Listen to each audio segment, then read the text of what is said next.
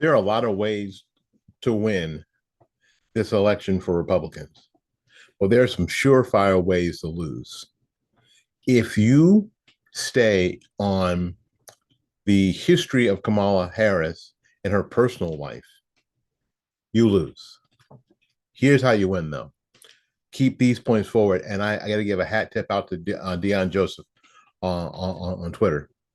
First of all, she created a bail fund for the rioters in 2020 who destroyed cities to push a political agenda. This is terrorism, and she helped them skate instead of condemning them. Second, she supported two propositions in California that exacerbated crime and made it incredibly difficult for law enforcement to stop crime, as well as a no cash bail, even against the will of the California voters, which also put California in danger. Third, she was tasked with solving the border crisis. Remember this. She only went to the border because she was pressured, and all she did was peek at it to find the quote root cause, which is progressive code for I ain't going to do anything about this. Fourth, she engaged in race baiting and fear mongering, which lets everybody know that she has zero solutions for the many issues of Americans are facing right now. Fifth, she's even farther left than Joe Biden. Stick on these points. Thank you, Deion Joseph. This is how you win.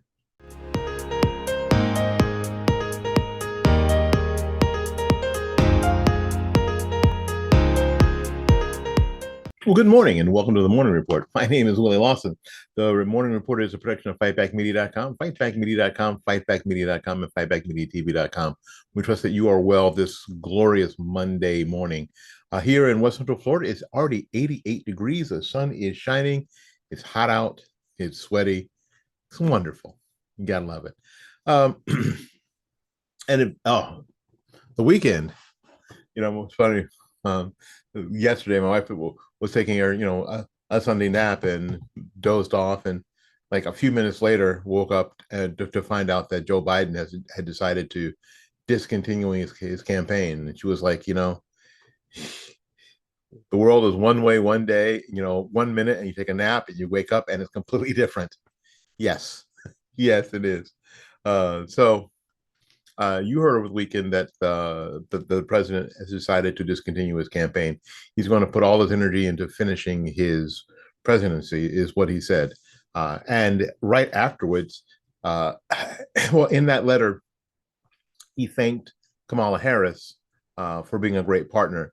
But someone probably figured out, wait a minute, you didn't really endorse her. Who are you pushing to take over for you in the campaign? Well, he came back just a few minutes later and seemingly with a full-throated endorsement of Kamala Harris to run for president in his stead. Now, some of us are old enough to remember that Kamala Harris, if you wonder where she came from, ran for president. Her campaign ended before the first primary, and it ended because there was no support. None, zero. There was no support from Black women. There was no support from Black men. There was no support from people of color. There was no support from the Indian American community. There was no support. So her campaign ended before the first primary. And like I've said to you before, and I've said to you on videos that are just recently, I want you to remember that the blood of campaigns is money. So if there ain't no money, there ain't no blood, and there ain't no life. That's how it works. Now, maybe it should be different, but right now, that's how it is. So we'll see how that goes. There are some folks who are saying, wait a minute, what about all those 14 million people and all the delegates that are pledged that are to Joe Biden? Don't they get a say on who the nominee is? Can the elites in the party just decide, oh, you thought this person was your nominee? Not anymore. This person is your nominee. The person that you didn't support for president before is now your nominee. And your job now is just to get behind her and push. Because we have to beat Trump. You see how? Now, I'm gonna tell you, a lot of Democrats, a lot of leftists will just go along with it because They just love being told what to do. But some are going to say, wait. I supported this person. I wouldn't have supported this person. If it wasn't going to be for this, if it wasn't this person, I would have supported somebody else. But the elites don't care what you would have done. The elites have a program, and you're supposed to just follow it. Wow. So although there are a lot of people who are just excited and jacked up about the prospects of Kamala Harris, I don't think that that's over yet. It may be, but I don't think that's over yet. I also think that there's some wrangling to be done. Will that wrangling be done at their convention? For entertainment purposes, I hope so. I hope so. All right. We will continue to follow that story, Paul and I. And on the pot calling the kettle black front, after desperately downplaying Joe Biden's diminished state for years, saying that he's fine, Dr. Fauci saying, oh, he's in great shape and blah, blah, blah, not a problem. Democrats are suddenly switching it up and now playing the age card against Donald Trump, the Republican nominee, now that Biden's officially out of the race. Before, Biden's backers were never concerned about the age of any of the presidential candidates. They never mentioned how old anybody was. They didn't care because they knew their dude was older, and not just older in years, seemingly being struggling, right? So as it would have been an inopportune time to gripe about geriatrics. And however, immediately in the wake of Biden calling quits, liberals are labeling Trump too old to serve as commander in chief.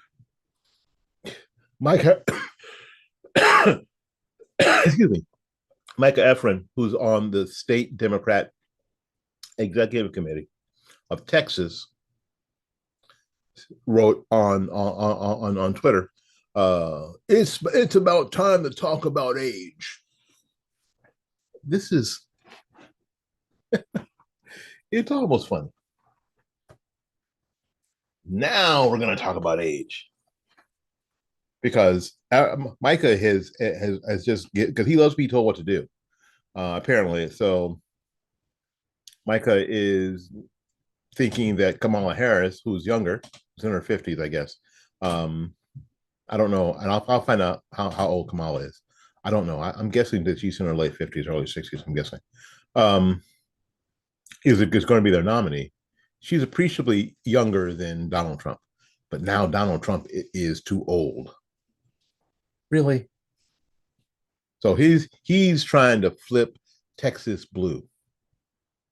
Brianne Wu, who's the executive director of a progressive super PAC, which she started with Sink Uyghur of Young Turks, praised the Democrats for quote copying and pasting the Republicans' attack on Biden's age and turning them on Trump. Now, anyone who's been watching, anyone who's been paying attention, knows it was simply more than just age. Yes, it was more than just age. It was the ability. It was functionality. If Joe Biden was 5 years younger or 10 years younger and behaving in the same manner, it would have still been a problem. The ability for these things to be oversimplified and used in their most simplistic, ridiculous states is mind-blowing. Mind-blowing. Fact of the matter is that Joe Biden, it wasn't just because he's only a few years older than Donald Trump, but is obviously struggling. I think the dude's been struggling since Bo died. Yeah, he's always said some off the wall crap. That's been his charm. But as of late, again, especially after Bo died, he's really been struggling. And And he has what I call the old man gait, Gait, that walk. Um, and sometimes, frankly, I'm appreciably younger than Joe Biden by more than 20 years, but because of my physical condition, sometimes I see it myself. I want to make sure that I don't have it. Anyway, Annie Wu, a Gen Z digital strategist who was AOC's communication consultant, tweets this: "Oh my goodness, Trump is so old. We cannot have a president this old. 78 is way too old to be president. He's the oldest presidential nominee in history." Well, not really, because Joe Biden was the nominee until a few hours ago. Similar sentiments were echoed in the left-wing circles on social media, on Twitter. Joe Politano: I want 10 million articles about how Donald Trump's age and mental decline are a liability for the Republican Party now. Well, it doesn't seem like his mental, there isn't any mental decline. Doesn't seem like it. Uh, Ruther Bergerman tweets this: "We have to talk about age. Donald Trump is too old to serve as president. He rambles. He keeps forgetting names. His vocabulary is in decline. He has trouble finishing sentences. Many experts think that he is demented, clearly unfit to serve as commander in chief." I smoked. Now that Donald Trump is officially the oldest presidential candidate ever, I expect media to spend weeks focusing on his age and mental capacity. Anthony Michael Crease: "I can't believe the GOP is running an old guy for president. Yikes." This is the very same stuff that I warned you about.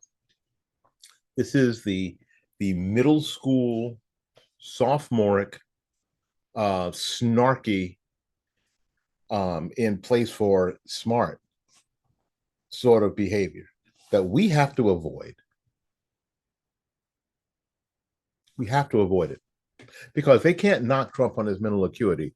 With his quick-witted comeback, Trump has proven that he is as sharp as a tack, and with almost an unlimited energy source, his stamina seems seemingly unmatched. This is a dude who gets shot, and the next day at 9, gets shot at 6 o'clock in the evening, and the next day at 9 o'clock 9 o'clock is playing golf, and 2 days later is at the Republican National Convention and is there for 4 days. For his physical fitness, Trump dodged a bullet again during the assassination attempt on the 13th in Butler. You know, showed up at the Republican National Convention all week, delivered an acceptance speech for the ages, 90 minutes, and spoke at a massive Michigan rally just this past Saturday, remaining hot on the campaign trail.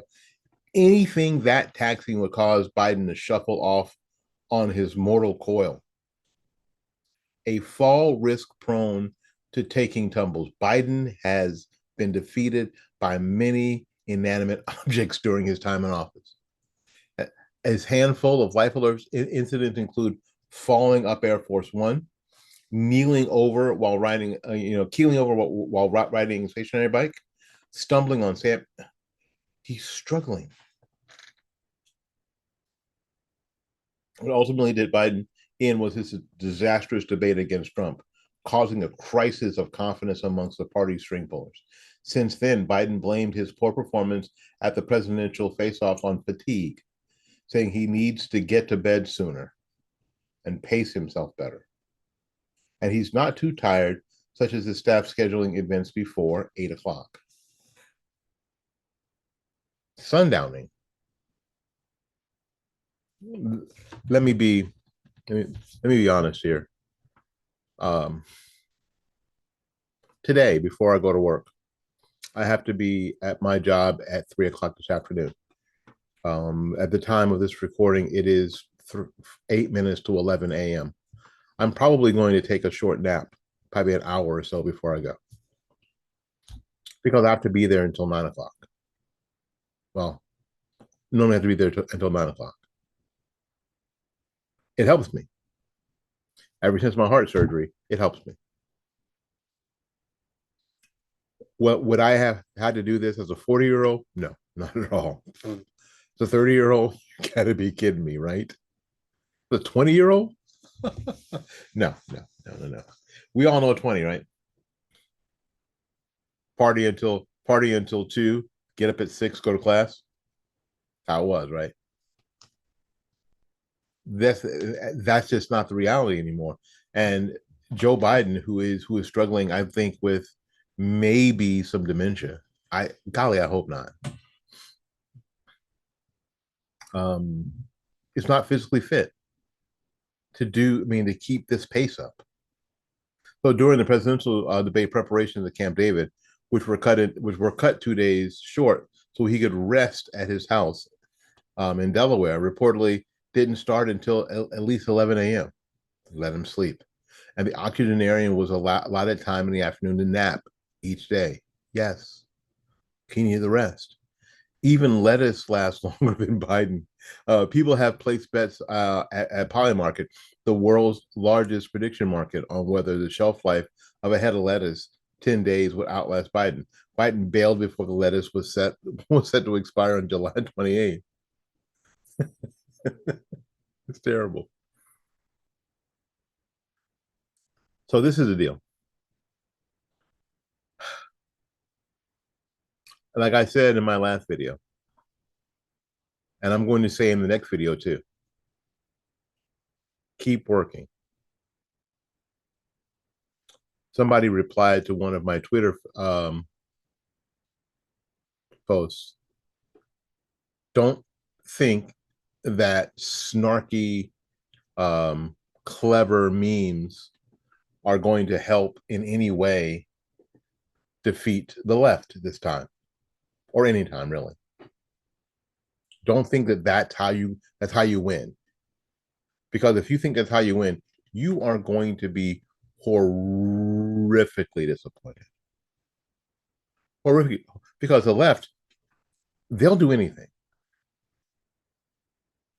Because this has got to be the most ridiculous post on Twitter today, brought by Dash Dabrowski, and I don't even know if it's real. Republicans are terrified of Kamala Harris. She is younger than Donald Trump, smarter than Donald Trump, and better speaker than Donald Trump. She's not a better speaker than me. Anyway, a better debater than Donald Trump. She's not a better debater than I am. A better communicator. She's not a better communicator than I am. This was the GOP's biggest nightmare. Now, the only trouble is that you have the very same problem, and I mentioned this in my last video. You have the very same problem you had with Barack Obama, because you have to walk that line. You have to walk this line now, because every criticism of Kamala Harris will be because she's a Black woman. Forget of all the things. I mean, of all those things that Kamala Harris did badly as the AG in California. All those things that she supported, all the Black people that she locked up. Forget. I don't really care. And I'm gonna find a tweet that it's not my tweet. I'm related to you. That really explains it the way that I think it needs to be explained. I don't care about the salacious stuff. I don't really care about all the salacious stuff. And there's lots of it about, how she became popular, who she was dating, blah, blah, blah, blah, blah. That's not the way you win. As a matter of fact, continuing to bring that crap up is, I'm going to tell you, how you lose. I'm going to tell you. Continuing to bring all that crap up is how you lose. So let's not go that way. Let's stay on facts. Let's stay on policy. Let's stay on principle. And pray. I think that's how you win. My name is Willie Lawson. This has been the Morning Report. The Morning Report is a production of FightbackMedia.com, FightbackMedia.com, FightbackMedia.com, and FightbackMediaTV.com. Until we see you again, go out there and learn something, love somebody, and for goodness sakes, y'all take care of yourself. We will see you when we see you. Bye now.